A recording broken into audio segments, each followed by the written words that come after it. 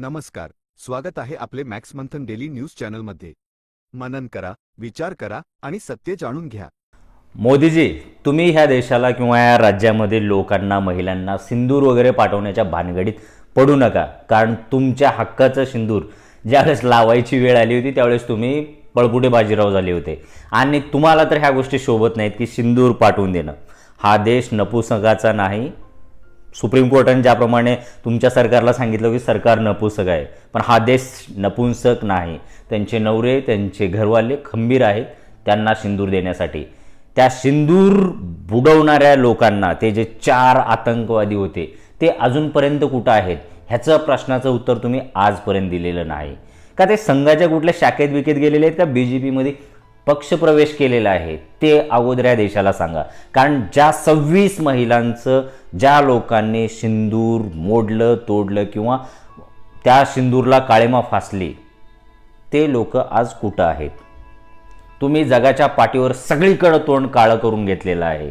तो ऑपरेशन सिंदूर केला, त्याच्या आधी तुमच्याच एका परराष्ट्र मंत्र्याने, तो एस जयशंकरनं पाकिस्तानला फोन करून सांगितला की आम्ही तुमच्यावरती हल्ला करणार आहोत, तुम्हाला जरा बाजूला वगैरे निघायचं असलं तर निघून घ्या। मग तुम्ही तिथे हल्ले केले, ते मसुदा जर वाचला त्याच्यामध्ये, त्याच्या घरची वाचला असतील, पाकिस्तानची तुमची मिली भगत असेल काहीतरी आणि त्याच्यामधून पाकिस्तान स्वतःला बाजूला केलेला असेल आणि तुम्ही मीडियामध्ये सांगण्यासाठी, तेही लोक मीडियामध्ये सांगण्यासाठी काही ना काय थोडंफार षडयंत्र केलेलं असेल, चांगली गोष्ट आहे। ह्याच्यामध्ये ते 4 लोक कुठे गेले आणि तुमचा काय एवढी जगाच्या पाठीवरती नामुष्की घालून घेऊन देशामध्ये तुमच्या स्वतःच्या डॅमेज कंट्रोल करण्यासाठी किंवा याच्यासाठी तुम्ही त्या बहिणींच्या माथ्यावरचं म्हणजे त्या सिंदूरचं लोणी खाण्याचं काम तुम्ही करताय। अरे तुम्ही गेल्या 12-13 वर्षापासून देशामध्ये राज्य करत आहात, डबल टिबल इंजिन तुमचेच लागलेले आहेत मागं पुढे सगळीकडे। तुम्हाला सांगण्यासाठी हे ऑपरेशन सिंदूर राहिलं फक्त। सगळ्या देशामधून आणि सगळ्या जगामधून थूथू झालेला आहे। त्या पाकिस्तानला IMFनं $1 बिलियन कर्ज दिलेलं आहे। जगाच्या पाठीवरचे 10-15 देश त्या पाकिस्तानच्या बाजूला उभारले। तुम्ही 50-50 जगाच्या पाठीवरती चक्रावरती चक्रा मारले। ते का अदानीचे एजंटगिरी करण्यासाठी तुम्ही चक्कर मारलेले होते का? ज्या वेळेस भारत ऑपरेशन सिंदूर करत होता त्यावेळेस भारताच्या बाजूला कुठलाही देश का उभारलेला नाही? पाकिस्तानला टेररिस्ट कंट्री घोषित करण्याचं आणि पाकिस्तानला त्यांच्या घरी घुसून मारण्याचं तुमच्या न्यूज मीडियावाल्याचं नाही। ॲक्च्युअलमध्ये आपल्या सैन्यामध्ये ते पोटेन्शियल आहे। पाकिस्तानला नाही, तिकडे पलीकडे अफगाणिस्तानच्या टोकापर्यंत सुद्धा आपले लोक जाऊ शकतात। पण तुमच्या नीच नालायक मीडियाच्या आणि तुमच्या मंत्रिमंडळाचे फितूर लोक भारतीय सैन्याचा मनोबल तोडून टाकलेलं आहे। आणि हे क्रेडिट घेणारे क्रेडिटजीवी तुम्ही, दररोजच्या दररोज तिकडे सीजफायर झालेला आहे तरी सुद्धा सैनिक मरत आहेत, त्याचं काहीही देणं घेणं नाही। त्याच्यामुळं त्या सीमावर्तीय भागातले कित्येक लोकांचे आयुष्य उद्ध्वस्त झाले, त्याच्याशी तुम्हाला काहीही देणं घेणं नाही। लागले आपले सैनिकाचे फोटो बिटो लावून बोंबाबोंब मारायला देशामध्ये। एका बाजूला जगाच्या पाठीवरती आपली थुतू होत आहे आणि दुसऱ्या बाजूला आपल्या मोदीजींचे हाहाकार, म्हणजे काय गणना आणि काय हे इतिहास तुम्हाला लक्षात ठेवणार आहे। तुम्ही ताम्रपत्र घेऊन आलेलं नाही की आयुष्यभर तुम्हीच मरेपर्यंत पंतप्रधान राहणार आहात। तुम्ही ज्या दिवशी पडाल त्या दिवशी तुम्ही जेलमध्ये भेटाल। कारण एवढं सगळं देशाचं तुम्ही वाटोळं आणि एवढं सगळं देशाची वाट लावलेली आहे की जगाच्या पाठीवरती भारताची आता तुलना, तुम्ही ते 4-5व्या नंबरची इकॉनॉमी म्हणता, 80 करोड लोकांना तुम्हीच 5 किलो राशन देताय। हे नाही की तुमच्या अदानी किंवा अंबानीसारखे 4-5 लोक श्रीमंत झाले याचा अर्थ देश श्रीमंत होतोय।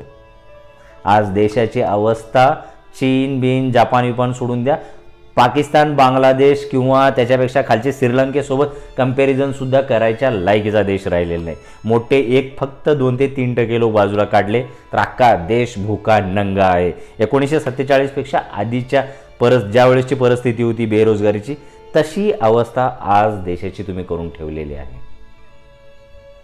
आणि तुम्ही त्या बिहारच्या इलेक्शनमध्ये मेरे खून में गरम सिंदूर दौड रहा है, ऑपरेशन सिंदूर, तुम्ही सिंदूरचं ऑपरेशन केलात आणि गरम सिंदूर बिंदूर ते धर्मेंदरचे, जुन्या दारू पेलेल्या धर्मेंदरचे डायलॉग मारल्यासारखं त्या शोले पिक्चरमध्ये टाकीवरती जाऊन त्याची डायलॉग बाजी, ते मला आठवते तुमचं कधी कधी। तुम्ही पंतप्रधान आहात. कोणीतरी ह्यांना सांगा तुम्ही पंतप्रधान आहात. पंतप्रधानची एक गनिमा असते, पंतप्रधानचा एक ऑरा असतो, पंतप्रधान पदाचा एक वजन असतं आणि त्या वजनाचा माणूस तिथं असला पाहिजे. नाही, हे 12 महिने 24 तास भाजपच्या एका कार्यकर्त्यासारखं किंवा भाजपच्या एका प्रवक्त्यासारखं देशामध्ये कायम प्रचारामध्ये विलीन किंवा प्रचार जीवीच आहे. ते यांना देशाचे पंतप्रधान असलेलं भानसुद्धा नाही. फक्त आणि फक्त नावाला पंतप्रधान आहेत, बाकी सगळं एक प्रचारकाचंच काम. तुमचे काय कामं आहे ते तुम्हाला गेल्या 15 वर्षामध्ये समजलेत का? का फक्त सगळे पार्टीतले भ्रष्टाचारी आपल्या पार्टीत घ्यायचं आणि त्यांच्यावरती बसून अशा फंगाट्या मारत फिरायचं? एवढा चांगला देश, एवढी यंग एनर्जी, 65% जास्त नवीन रक्ताचे पोरं तुमच्या हाताला सापडलेले होते. ह्या पोरांना जर काम दिलं असतं तर जगाच्या पाठीवर नाही, त्याच्यापेक्षा पुढं भारत देश गेला असता.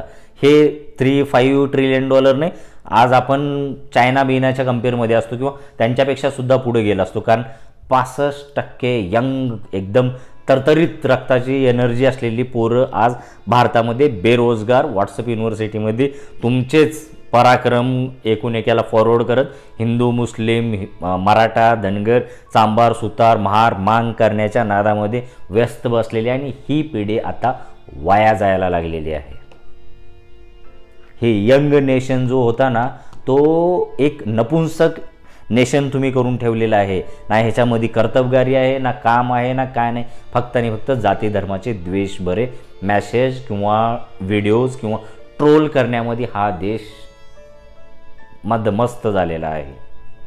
आणि तुम्ही त्यांना रोजगार पण दिलेला आहे. त्याच्याचमध्ये 40 पैशाला एक कोणीतरी कमेंट मारतं, आमच्यासारखे लोक काहीतरी तुमच्या विरोधात बोलले त्यांना कमेंट मारा. त्याच्यापेक्षा मोठं जर कोण केलं तर त्यांना ते ANI वाले वगैरे स्ट्राईक मारून त्याला बंद करण्याचा प्रयत्न करत आहेत. अरे किती दिवस करणार आहात? मोठमोठ्या राजे महाराजांचं त्या राज्य टिकलेलं नाही. तुम्ही कुठल्या झाडाचे कुठले पाले आणि तुमच्या इतिहासाला भरभक्कम आधारसुद्धा नाही. RSS ही एक आतंकवादी संघटन आहे आणि आतंकवादी संघटनमधून तुम्ही एक जन्मलेले छोटे मोठे तेच. तर जे तुमचे हिरोज आहेत, जे तुमची आयडिओलॉजी आहे, ह्या देशाची ती आयडिओलॉजी नाही. तुम्ही भरकटवू शकता. हिटलरने ही 50-50 वर्ष काढले होते, त्यांनी काही फरक पडला नाही. आज हिटलरच्या नावाने अख्ख्या जगामध्ये आणि त्या जर्मनीसुद्धा बोंबाबोंब मारला जातं. पण हिटलरमुळं हिटलरच्या अख्ख्या विचारसरणीचे लोक त्याच्यानंतर पूर्णपणे सुपडा साफ झाले. आणि मला वाटतं कधी मोदीजीसुद्धा हिटलरच्याच शैलीमध्ये किंवा हिटलरचीच कॉपी करत असतात. देव न करो की हिटलरसारखा शेवट मोदीजींचा आणि मोदीजींच्या भक्ताचा हो. कारण हे खूप महत्त्वाचं आहे की प्रत्येक तानाशाहीचा अंत हा खूप विचित्र असतो. त्यांच्या भक्तांचा तर काय सांगायचं. ते लोंढे आहेत, बिनबुडाचे लोंढे. कुठेही इकडून लात मारलं तिकडे जातात, तिकडून लात मारलं इकडे येतात. आता हे लोक कशाला तर डिपेंड करायची वेळ आली यांना. आज चायना, अमेरिका तिकडं 10 जनरेशनचे ते फायटर विमान बनवत आहेत. आपण इथं व्हॉट्सअपवरती एकूण एकाच्या चुका आणि एकूण एकाचे जात धर्म काढत बसलोय. आपल्याला पाकिस्तान ऐकलेलं नाही. 5 रफाईल त्यांनी पाडलेले आहेत, हे सिद्ध होत चाललेलं आहे. तुमचाच एक सुब्रमण्यम स्वामी त्यांना सांगितलेलं आहे की भारताचे 5च्या 5 रफाईल पाकिस्ताननं पाडून टाकलेले आहेत. आणि आपले Narendra Modiji so called 56-36 whatever जे काय असेल ते असेल इंच, आपण छातीचे माप भीतीचे माप घेत बसणार नाही. कोणाला टाईम आहे. आणि त्यांच्या छातीचा माप घेऊन अख्ख्या देशामध्ये व्हायरल करणारे ते किती नीच नालायक असतील. अरे छातीचे माप नसतात घेत, डोक्याचे घेतात. डोक्यांनी हा देश आणि हा जग पुढं जातो, छातीने नाही. छाती तर कुणाची असते. तर सांगायचा उद्देश एवढाच की ऑपरेशन सिंदूरचं ऑपरेशन करण्याच्या नादात लागलेले आहेत आणि देशापुढं तुमची प्रतिमा काळी कुट्ट आणि जगाच्या पाठीवर तर तुम्ही तोंड दाखवायसुद्धा लायकीचे राहिलेले नाही.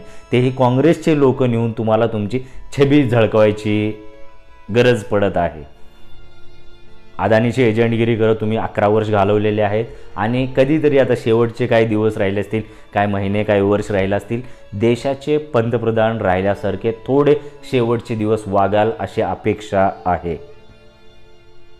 एजंटगिरी भरपूर केलात, प्रचारक म्हणून भरपूर काम केलात, प्रवक्ता म्हणून भरपूर काम केलात, आजपर्यंत तेच करताय, स्टार कॅम्पेनर म्हणून आजपर्यंत काम केलात. देशाचे पंतप्रधान कधीतरी होऊन काम कराल एक अशी अपेक्षा आहे. धन्यवाद.